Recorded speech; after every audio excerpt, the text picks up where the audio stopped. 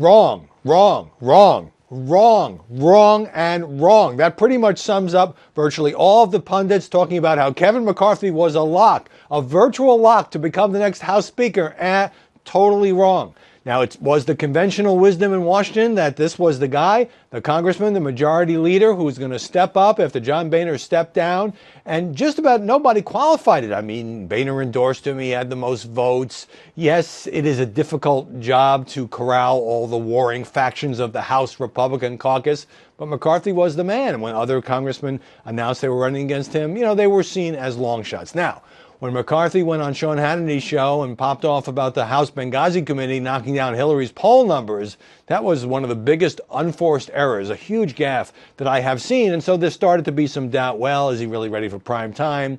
And could this hurt him? But again, nobody really adjusted their scorecard. So, of course, comes yesterday, all the candidates for House Speaker make their little 3-minute speeches, and McCarthy drops out. And suddenly you see on every TV screen, shocking, shockwaves through Washington.